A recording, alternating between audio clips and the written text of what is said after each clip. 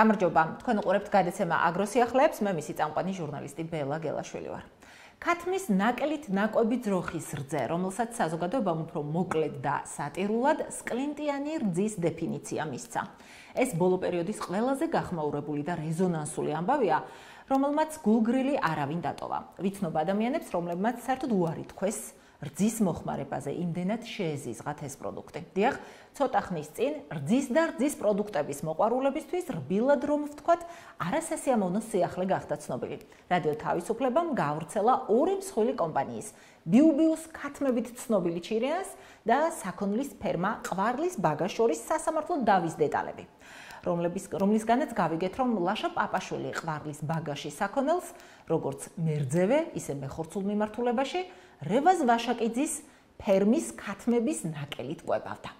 ირკვევა, რომ ბიზნესმენმა ლაშა პაპაშვილმა ქათმების ფეკალიებით ნაკვები ძროხის ხორციც მოგვიყიდა და რძეც. სხვათა შორის, ამას არც თავად უარყოფს. პირიქით, სკინტის მომწოდებელს ედავება, საქონელი შენ გამოდამეხოცა, შენს სკლინტში ანტიბიოტიკები აღმოჩნდა და მაგიტომ რძეც გამიფუჭდაო. ჩვენს დღევანდელ გადაცემაში საქმის სამართლებრივ მხარეზე არ ვილაპარაკებთ, არც პოლიტიკაზე ვაპირებთ საუბარს, რადგან ამ მხრივ სხვადასხვა მედია საშუალებებმა ვფიქრობ მეტნაკლებად თემა ამოწურეს. ჩვენ როგორც დარგობრივმა მედიამ, ისეთ საკითხებზე მინდა თქვენი ყურადღება გავამახვილო, რაზეც აქამდე ან ცოტა, ან საერთოდ არ გიფიქრიათ. მაგალითად, რამდენად კანონიერია და ჰიგიენური, ასევე რამდენად უსაფრთხოა და გამართლებული. საერთოდაც რამდენადაა საერთაშორისო პრაქტიკაში მიღებული ქათმის ნაკელის გამოყენება ფერმებში. დაგაფიქრებთ ცხოველთა და ფრინველთა კეთილდღეობის ჭრილში ანტიბიოტიკების გამოყენება კონტროლზე და აქედან გამომდინარე სასურსათო უსაფრთხოების საკითხებზე.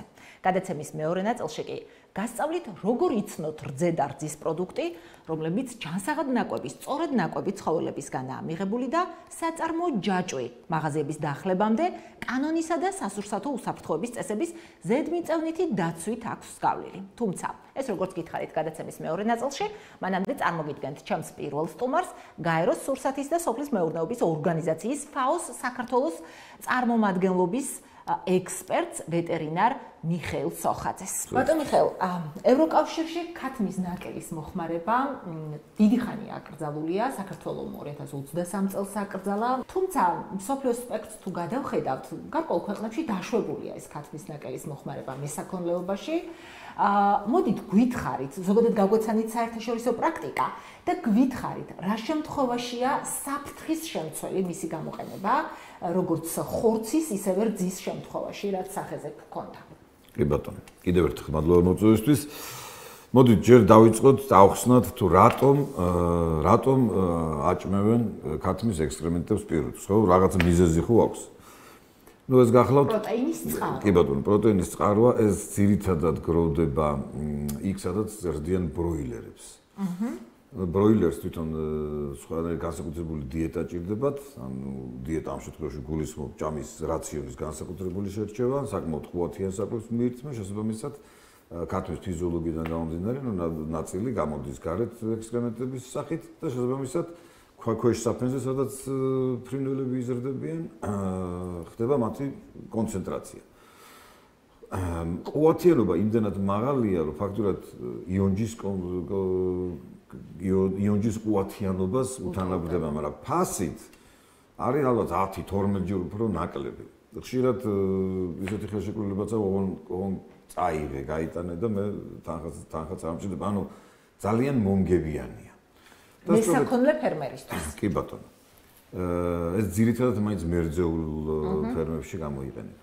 აღნიშნული პრაქტიკა, თქვენ როგორც ვზანეთ, იყო ევროკავშირშიც, ეხლა დარჩენილი არის კიდევ რამოდენიმე ქვეყანაში, მათ შორის ეხლა შედარება რო გავაკეთოთ ამერიკის შეერთებულ შტატებშიც, მაგრამ მის მოხმარებას გარკვეული დათქმები აქვს. ეს უბრალოდ ნებისმიერი ფერმიდან წამოიღო ან ქვეყანაში, სადაც უმაღლეს დონეზე არ კონტროლდება ვეტერინარული პრეპარატები, ანტიბიოტიკები, კერძოდ, იქ მსგავსი რამის დაშვება ერთმნიშვნელოვნად არის მაგის დაშვება არის ფაქტობრივად რთული შედეგების მომტანი აპრიორი. რთული შედეგების მომტანი თავად ფერმერისთვის და ასევე მომხმარებლისთვისაც. რა თქმა უნდა.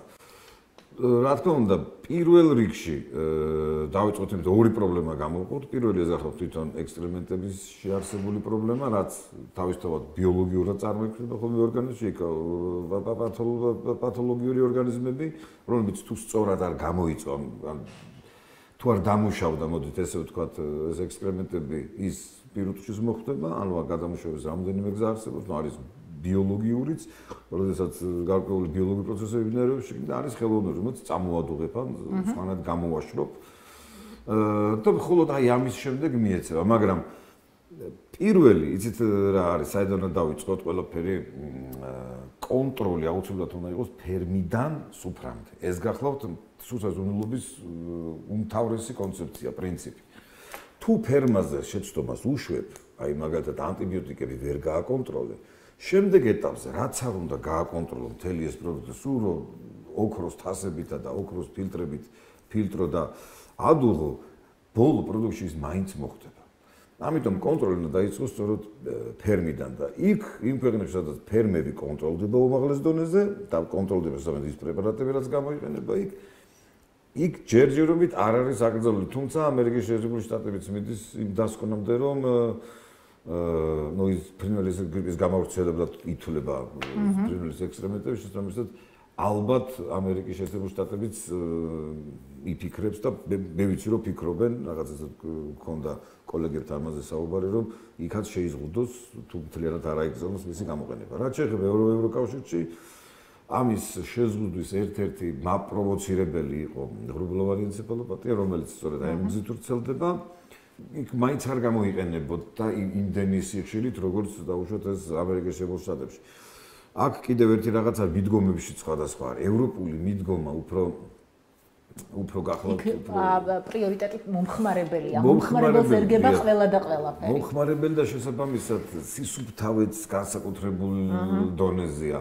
ამერიკული მიდგომები უფრო ინდუსტრიალიზაცია, უფრო მარკეტინგი და ასე, მაგრამ ეს იმას არ ნიშნავს, რომ პროდუქტი უნებელია. უნებელი არ არის. უნებელი უნდა იყოს. საქართველოში რა ხდება? ნახეთ, თქვენ ახლა თქვით ამერიკაში რა ხდება, ევროპაში რა ხდება, რა ხდება ჩვენთან? აი, თქვენი საუბრიდან დამრჩა შთაბეჭდილება და ალბათ ჩვენს მაყურებელსაც, რომ ჩვენ ვერც ამერიკული მოდელი ვართ, ვერც ევროპული სად ვართ ჩვენ ახლა? აი კონტროლთან დაკავშირებით რომ ვილაპარაკოთ. ხომ არ არის ქართული მოდელი, ყველაფერში ქართული გვაქვს მოკლედ. აი ხომ არ არის ჩვენი მომხმარებელი, ჩვენ თითოეული ჩვენგანი, რომელიც ვყიდულობთ მაღაზიებში დახლებიდან ნებისმიერ პროდუქტს, ხომ არ ვართ მხოლოდ ბიზნესის ვთქვათ, ნებაზე და პასუხისმგებლობაზე, ამის ამარადარჩენილები. რამდენად ეფექტურად კონტროლდება, მოკლედ, საწარმოო ჯაჭვი ფერმიდან მაღაზიის დახლამდე. კი ბატონო. ნუ ჩვენ კანონმდებლობიდან დავიწყოთ, მას შემდეგ რაც ხელი მოვაწერეთ ევროპასთან ღრმა და ყოვლისმოცველი თავისუფალ ვაჭრობაზე ხელშეკრულებას, საქართველოს ამ მხრივ საკმაოდ პროგრესს ძალიან ბევრი დადებითი გაკეთდა და ბევრი ფაქტურად კოპირება გაუკეთეთ ევროპულ კანონმდებლობას, რომ კანონმდებლობის შესაბამის კანონმდებლობა ძალიან დახვეწილია. კანონმდებლობა გვაქვს შესანიშნავი. ეხლა რაც შეეხება მოვიკოჭლებთ. კი, ახლა მას თავისი სუბიექტური და ობიექტური მიზეზები აქვს. ახლა ფერმა ვახსენეთ, ხო? საქართველოში არის 150,000 ფერმერი. საქართველოში იმაზე უფრო მეტი ფერმერია, ვიდრე საფრანგეთსა და გერმანიაში ერთად აღებული. მე გულისხმობ, ანუ აქ არის წვრილი ფერმერები და ეს ძალიან ართულებს პირველად კონტროლს. აი, პირველად ფერმის კონტროლი ძალიან რთულდება. თუმცა ალბათ მაინც კარგი იქნება თუ საიდანღაც დაიწყება ეს და კარგი იქნება თუ გაკონტროლდება მსხვილი ფერმერული ორგანიზაციები ამ ეტაპზე მაინც. იმიტომ რომ წვრილი ფერმერების გაკონტროლება ნუ ეს პრაქტიკულად შეუძლებელი ხა ერთი და ორი ძროხა რო ყავს ბებიას და განსაკუთრებით ისეთები რომლებიც მხოლოდ საკუთარი მოხმარებისთვის ყავთ პირველ რიგში იქ ურთულესი იქნება ამის ამ ყველაფრის გაკეთება. თუმცა ხელის აღება არაფერზე არ შეიძლება. ყოველთვის უნდა ვეცადოთ რაღაცა დონეზე რაღაცა დავიწყოთ. ამ კონტექსტში არ შემიძლია გკითხოთ პასტერიზებაზე, რძის პასტერიზებაზე, ის რა საფრთხეებს აუნებელყოფებს, ესე ვთქვათ, იმიტომ რომ აი თქვენ ძალიან სწორად აღნიშნეთ, აი სოფლის პირდაპირ, ესე ვთქვათ, საოჯახო მეურნეობიდან წამოღებული შეუმოწმებელი რძე და ქარხნის ეგრეთ წოდებული პასტერიზებული რძე. აი მათი სხვაობა, რომელი შემთხვევაში უფრო ვართ დაცულები? მოდი დავიღოთ ისევ ის თემა, როგორც თავიდან დავიწყეთ, ქათმის ექსპერიმენტები, სკორე. აქ როგორც ვთქვით, ორი პრობლემა არის. ერთია თვითონ სკორეს დაბინძურება სხვადასხვა მიკროორგანიზმებით, განსაკუთრებით ამ დროს თუ იქ ანაერობული გარემო შეიქმნა, იქ კლოსტრიდიებით და საკმაოდ მძიმე დაავადება პირუტყვისთვის, რომელიც აღნიშნული პათოგენების შესაძლებელია მოხდეს რძეში, უამრავი პირობითად ადამიანური პათოგენური ორგანიზმები, მაგრამ პასტერიზაციის პროცესში და იქ მექანიკური და უშუალოდ ფიზიკური რაღაც დაბინძურება თუ იქნება ის ფილტრში იფილტრება, მსგავსი ბაქტერიული დაბინძურება თუ არის პასტერიზაციის დროს, უნებდება, თუმცა ვერაფერს ამას ვერ უშვება ანტიბიოტიკი და იქ თუ რაიმე ტოქსინი იქნება. ეს აუცილებლად აღმოჩნდება საბოლოო პროდუქტში. რაც არ უნდა წამოადუღოთ და იქ სოფელში არავინ არ იდუღებს, იმიტომ რომ თუ წამოადუღებთ მე ყველი ვეღარ ამოდის. მაგრამ აი პასტერიზაციას კიდე სოფელში ვინმე აკეთებს და სავიცი მე ნაკლებად გამიგია. ამიტომ პასტერიზაცია მთელ რიგ საფრთხეებს აუნებელყოფებს, თუმცა ანტიბიოტიკების და აფლატოქსინის შემთხვევაში ეს შედეგს ვერ გვაძლევს. აი ყველაზე საუკეთესო შემთხვევაში შეიძლება რაღაც 10 ან მაქსიმუმ 20% ამ ტოქსინების რაღაცა კუთხით დაიშალოს, თუმცა როგორც წესი ესე იშვიათად ხდება. ანუ ეს აღმოჩნდება. ბატონო მიშა, ტეტრაციკლინზე და ზოგადად ანტიბიოტიკებზე ცოტა მეტი ვთქვათ, იმიტომ რომ ეს ამ გახმაურებულ кейსში ძალიან აქტიური იყო ეს ამბავი. აი ქათმის ნაკელი ტეტრაციკლინი და ზოგადად ანტიბიოტიკებით მკურნალობა რა არის დასაშვები, რატომ არის დასაშვები, როდის არის ანტიბიოტიკის ხარისხი, აი თქვენ გარკვეულწილად წეგან შეეხეთ ამას. თუმცა ცოტა მეტი ვუთხრათ. კი ბატონო, არის გარკვეული ჯგუფები, მათ შორის ტეტრაციკლინის ჯგუფები არის დაშვებული მეფრინველეობაში და ისევ და ისევ მის მათ სწორ გამოყენებაზე საუბარი. პირველად სხვა ჯგუფის ანტიბიოტიკები გამოიყენება პირველ მესამე დღეს, რომელიც სადღაც 10-11 დღეში უკვე ორგანიზმიდან გადის. ხოლო ტეტრაციკლინი შეიძლება გამოყენებული იქნას თერაპიული მიზნით ასევე, თუმცა მისი სადღაც თუ მეტ როგორც თუ სწორად მახსოვს, სადღაც ერთი კვირა ჭირდება დაახლოებით ორგანიზმი რომ დაიცალოს. ამიტომ ყველა ფერმერი ცდილობს ის იქნას სწორად გამოყენებული იმ ეტაპზე, სანამ ის დაიკვლება ან კვერცხისდებას დაიწყებს. შესაბამისად ეს დაცული არის და ფერმაზე, ყველა ფერმას ყავს ვეტერინარი ძალიან კარგად იციან, იმიტომ რომ ერთი დაშვებული შეცდომა და სახელმწიფო კონტროლის ქვეშ თუ მოხდა და როგორც ხედავთ, ხდება ხოლმე კონტროლი, ის ფერმა ჩათვალეთ, რომ შეწყვეტს არსებობს. სერიოზული ბიზნეს დანაკარგებია. ამიტომ ამბობ, რომ იმ ფერმერულ მიმართულებებს, რომელიც ბიზნეს ორიენტირება აქვს, უფრო მეტი პასუხისმგებლობა აქვს. მათ აქვთ ფერმერული ცოდნა და განვითარების გარკვეული მონახაზიც, მაგრამ ეს უკვე ჭირს დაუშვათ იქ, სადაც ეს ნაკლებად ცოდნა არის ნაკლები, ანუ არ აინტერესებთ, მაგრამ რომ საუბრობთ მაინც მაინც დიდი გულისყურით არ მოგისმენთ. აფლატოქსინზეც ვილაპარაკოთ ძალიან ცოტა ბოლო პერიოდში, ეს ამ გახმაურებულ кейს არ უკავშირდება, ცალკე აღმოაჩინა რამდენიმე დღის წინ სესმა, მოკლედ ეს ტოქსინი, ესე ვთქვათ, რძეში, როგორ შეიძლებოდა მოხდრილიყო, სად არის შეცდომა დაშვებული და აი ვთქვათ პრევენციისთვის რა შეიძლება უთხრათ ჩვენს ფერმერებს? ხო, უპირველეს ყოვლისა ეს ისევ არის შეცდომა დაშვებული პირველ ეტაპზე, ეს არის ფერმერში გამოყენებული სავარაუდოდ დაობებული ნესტიანი საკვები, ხო, უფრო მეტად ალბათ უფრო მარცვლოვნები, უფრო სიმინდის შემთხვევაში უფრო ხდება ხოლმე. დოზას რაც შეეხება, ჩემთვის რაც არის ცნობილი, ის დოზა, რომელიც აღმოჩნდა, ეწინააღმდეგება რა თქმა უნდა ჩვენს კანონმდებლობას, თუმცა თუ ავიღოთ ამერიკულ კანონმდებლობას, ანუ რომ დავამშვიდოთ ჩვენი მაყურებლები, ის აბსოლუტურად ჯერდება, იმიტომ რომ ამერიკული უფრო ლიბერალური არის, ანუ 10 ჯერ მეტი შეიძლება ვიდრე დაუშვათ ევროპულის გამოყენება, თუმცა ეს არ არის ეს უნდა მიიღო ძალიან დიდი რაოდენობით, რომ რომ რაიმე სახის ინტოქსიკაცია გამოიწვიოს. ბატონ მიხეილ, საქართველოს წინა წლებს რო გადავხედოთ, მიიღო არაერთი რეგლამენტი, ჯერ ქათამთან დაკავშირებით, მერე ცხოველების კეთილდღეობა იხბოს რეგლამენტი, მაგალითად გვახსოვს ყველას, რომელსაც საზოგადოების გარკვეული ნაწილი ნიჰილისტურათაც კი შეხვდა, თუმცა ეს საკმაოდ მნიშვნელოვანია და სხვათა შორის ევროდირექტივის ერთ-ერთი ეს თქვათ აქტი იყო ჩვენგან გადადგმული, ნაბიჯი იყო ჩვენგან გადადგმული. მოდით გითხარით ცხოველთა კეთილდღეობის ჭრილში ქათმის ნაკელით კვება. აი, რამდენად ჯდება ამ სტანდარტში? ანუ თავად ცხოველისთვის რამდენად სარისკოა ეს? მისი ჯანმრთელობისთვის და ასე შემდეგ. კი ბატონო, ზუსტად ეგ გახდა მიზეზი ევროკავშირში ამ ქათმის ექსტრემენტების კვების. იცით რა არის?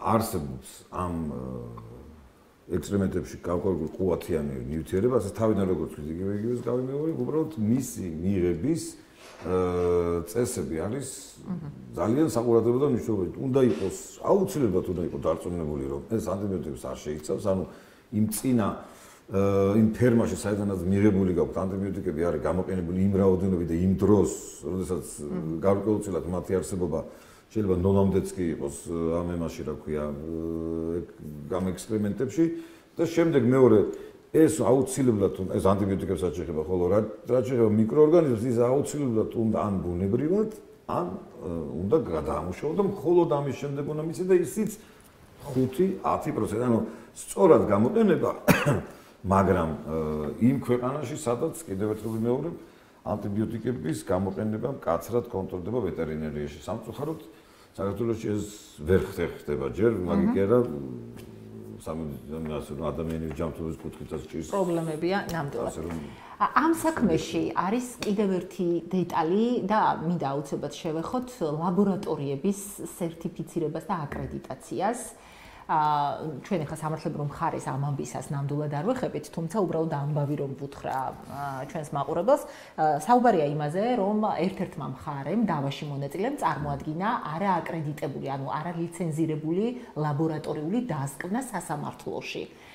მოკლედ, ეს პრობლემა რამდენად დგას, აი ამისგან რომ გავიმიჯნოთ ზოგადად, რამდენად გვაქვს ჯერ სამყოფი ლაბორატორიები, მოდი ვთქვათ, მე რაც არის მათი კომპეტენცია რამდენად არის? თავიდან მოგეტყვით, თუ ლაბორატორია არ არის აკრედიტებული, მისგან მიღებული ნებისმიერი დასკვნა, ეს არის არაფერი. რაც შეეხება სურსათის ლაბორატორიებს, ამ შემთხვევაში რამოდენიმე ლაბორატორია, რომელიც საქართველოში ფუნქციონირებს და ისინი ყველაფერს ვერ ფარავენ, არსებობს გარკვეული სეგმენტები, რაშიც აკრედიტაცია აქვთ. ეს იმიტომ რომ ისინი არიან გარკვეულწილად ბიზნესზე ორიენტირებული. მოთხოვნა რაზეც არის ალბათ. არსებობს გარკვეული ისეთი კვლევა, მაგალითად ბოტულიზმის კვლევა, რომელიც საკმაოდ ძვირიღის და ძალიან იშვიათად ხდება და ამას უკვე ჩემთვის ცნობილია სოფლის მეურნეობის ლაბორატორია აკეთებს. ისინი ბიზნესზე ორიენტირებული, იღებენ მონაწილეობას როგორც სახელმწიფო, ასე სხვადასხვა ტენდერებში თუ არსებობს საერთაშორისო სააკრედიტაციო ბიურო და იქ არის გაწერილი წესები, ასე რომ რომელიმე პათოგენი არის თუ არ არის, ამას ძალიან კარგად აკეთებენ და ვფიქრობ, რომ ამაში საკმაოდ დიდი პროგრესი აქვს ჩვენს ლაბორატორიებს, მაგრამ აი გინდათ ენერგეტიკული ღირებულების შეფასება, სხვადასხვა ტოქსინები კიდე ცალკე თემა, იქ მათი რაოდენობის სიზუსტე, ყოველთვის შეიძლება იყოს ოდნავ სხვაობა. ქათმის ნაკელის გამოყენება საქონლის წარმოებაში და ეს თემა ცოტა განვაზოგადო მინდა და სოფლის მეურნეობაში ნარჩენების მართვაზე მინდა ვილაპარაკოთ. საქართველოს აპირებს საკმაოდ ისეთი კარგი ნაბიჯი გადადგას ამ მხრივ. თქვენ ეს სიახლე ახლა მოდით თქვენ უკეთ გააცნობთ მაყურებელს და ვილაპარაკოთ ამაზე და აქვე გკითხავთ, რამდენად მნიშვნელოვანია ამ მართლა საჭირო და კარგ საქმეში ჩვენი უცხოელი პარტნიორების დახმარება. უნიშნულოვანესი საქმე, მართლა სერიოზული წამოწყება არის, ამაზე ვალდებულებაც აქვს აღებული ევროკავშირთან. მოკლედ ის ცხოველური ნარჩენები, რაც დღეს ქვეყანაში არსებობს, გინდათ მცირე მეურნეობებში, დიდ მეურნეობებში, ასევე სასაკლაოებზე, ეს კიდე ცალკე თემა არის. ეს ყველაფერი უნდა მოგროვდეს და უნდა მოხდეს მათი შესაბამისი გადამუშავება. ეხლა აქედან სხვადასხვა პროდუქტი შეიძლება მიიღო, მაგრამ არსებობენ ისეთი ცხოველური ნარჩენები, რომლებიც წამგებიანია. ეს ხო ბიზნესი უნდა იყოს. თუმცა აქ ერთი ვალდებულებაც ექნება ყველა მწარმოებელს, რომ გარკვეულ თანხას გადაიხადოს, რომ ეს მოდით ესე ვთქვათ, ნაგავი მოშორდეს მისი ფერმიდან თუ სხვადასხვა ბიზნესიდან, რა ვიცი, ყველას შეეხება მეტნაკლებად. თუმცა შედეგი აქვს ძალიან კარგი ის, რომ აი მსგავსი ნარჩენების დაბინძურებისგან ვიქნებით მაქსიმალურად დაცული. ეხლა რაც შეეხება თქვენს მეორე კითხვას, მაგალითად რო ავიღოთ სასაკლაოს ნარჩენები. სასაკლაოს ნარჩენების შეგროვება არის საკმაოდ ესეთი რთული პროცესი, მოდით ესე ვთქვათ. რთული კი არა. ცოდნა უნდა და გარკვეული გადაიარაღება უცებად დაჭირდება. იმიტომ რომ ხო გეტყვით, იმიტომ რომ იქ მიდის გარკვეული გრადაცია პირველი, მეორე, მესამე კატეგორიის ნარჩენებზეა საუბარი. უნდა მოხდეს მათი ცალკე იზოლირებულად შეგროვება. რაც თავისთავად ცხადია, მარტივი არ იქნება სასაკლაოებისთვის და აი მაგალითისთვის მომაქვს, როდესაც ჰასპის დანერგვა დაიწყო საქართველოში და ეს ძალიან მნიშვნელოვანი და ძალიან კაი ნაბიჯი გადაიდგა. ჰასპის დანერგვა როცა დავიწყეთ, ძალიან უმნიშვნელოვანესი როლი ითამაშეს საერთაშორისო ორგანიზაციამ, იმიტომ რომ პრაქტიკულად მე მგონი ყველა სასაკლაოზე სხვადასხვა ორგანიზაცია მიიღო მონაწილეობა, იმიტომ რომ მისი დანერგვა არ გახლავს ეს მარტივი პროცესი და შემდეგ მისი გაყოლა კიდევ, ხო? ეს ჰასპი მარტო არ არის დანერგვა და თავი გაანერგვა, იქ ყოველდღიური ჩანაწერებია და ასე შემდეგ. ამიტომ ამ შემთხვევაში ვფიქრობ, რომ რა თქმა უნდა ამას უკვე არამხოლოდ ჩანაწერებზე იქნება საუბარი, არამედ გარკვეულ კორექტირებებზე, თითოეულ ალბათ შეიძლება სასაკლაოები გავდნენ ერთმანეთს, მაგრამ ყველა სასაკლაო მაინც სხვადასხვაგვარია, ხო, სხვადასხვანაირია, სხვადასხვა ლოკაცია აქვს. ამიტომ მათ დაჭირდებათ ყველას შესაბამისი ნახაზები, შემდეგ დადასტურება, შემდეგ გარკვეული შენობის მიმატება. არ ვიცი, იქ მთელი პროცესია საჭირო. ამიტომ ეს გარკვეულ თანხებთან იქნება და შეიძლება ეს არ იყოს რაღაც დიდი თანხები და ეს აუცილებლად გასაკეთებელი საქმეა, მაგრამ აი საერთაშორისო დონეზე ორგანიზაციების მანდ დაუხმარებლობა ცოტა გაართულებს. ისევე როგორც ყველა სფეროში საკმაოდ გაგვიჭირდება. და ცოტა ოდნავ პოლიტიკური კომპონენტი მინდა შემოვიტანო და ესეთი კითხვა დაკისვათ. რას ნიშნავს ევროინტეგრაციის შეჩერება თუ შეფერხება თუ დროებით გაჩერება, დაპაუზება საქართველოს ჩვენი ქვეყნის სოფლის მეურნეობისთვის? აი როგორ შეიძლება ეს აისახოს? აი ცოტა მეტად რო აგიხსნათ ჩემი მიმართულება, ამ კითხვის მიმართულება, აი მაგალითად მთავრობა ამბობს, რომ აჩერებს მოლაპარაკებებს მოკლედ ევროკავშირში გაწევრიანებაზე და პარალელურად ქვედა დონეზე, ანუ ბიზნესში მთელი რიგი ვალდებულებები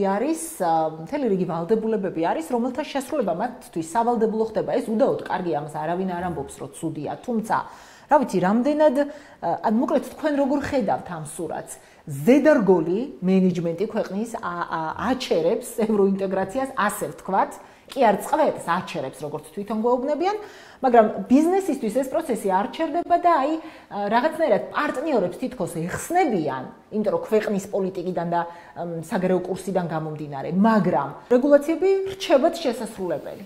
აი თქვენ როგორ ხედავთ ამ პროცესს?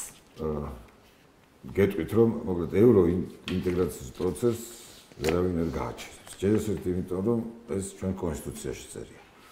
მეორე კიდევ ქვეყანაში არსებობს უკვე ის საკანონმდებლო ბაზა, რომელიც ევროკავშირთან გვაახლოვებს და ხა წარმოიდგინეთ, რამდენი დადებითი მოიტანა უკვე ქვეყანაში თუნდაც ელემენტარული სასაკლაოებზე ახლა საუბრობდით და სასაკლაოების კეთილმოწყობამ და იქ ჰასპის დანერგვამ და ასე შემდეგ. შემდგომ კიდევ ის პრინციპი, როდესაც ფერმიდან სუფრამდე კონტროლი ქვია, ალბათ თვე არ გავიდოდა, რომ კიდევ რუსეთის ეროვნულ სააგენტოს წარმომადგენლებს, კიდევ სამინისტრო ვიროთ, ან თუნდაც კერძო პირები, რომ გარკვეული სწავლა და ცოდნა არ მიეღოთ რიგ ევროკავშირის უამრავი პროექტი გაკეთდა. ის დახმარებები, რომელიც შემოდიოდა ქვეყანაში, იყო ძალიან მასტიმულირებელი, არა მხოლოდ სოფლის მეურნეობის, ამაზე მინდა ხაზი გაუსვა, არამედ სოფლის განვითარების. იმიტომ რომ სოფელში მარტო სოფლის მეურნეობა არ არის, ხო? იქ უამრავი სხვა წყალმომარაგებლები კეთდებოდა, იქ საირიგაციო, ნუ უამრავი რამ კეთდებოდა. ანუ ეს დაგვაკლდება. რა ვიცი, აბა სხვა ვინ დააფინანსებს, თუ ვინმე დააფინანსებს სხვა, მაგრამ დრო გვანახებს, მაგრამ თავისთავად ცხადია, აწყობილი სისტემები, გარკვეული გეგმები არსებობდა, გარკვეული პროექტები იყო უკვე შეთანხმებული, უკვე გაწერილი, მე რამდენადაც ვიცი. რა თქმა უნდა, დადებითად არ იმოქმედებს ერთმნიშვნელოვანია, მაგრამ ევროკავშირთან დაახლოების პროცესს საქართველოს აუცილებლად გააგრძელებს და იმედია და აი ამ ოპტიმისტურ ნოტაზე დავასრულოთ ბატონ მიშა ჩვენი ეს თქვათ საუბარი, ჩვენი ინტერვიუ, დაგემშვიდობებით, მადლობა ესეთი ამომწურავი ინტერვიუსთვის. დიდი მადლობა თქვენ.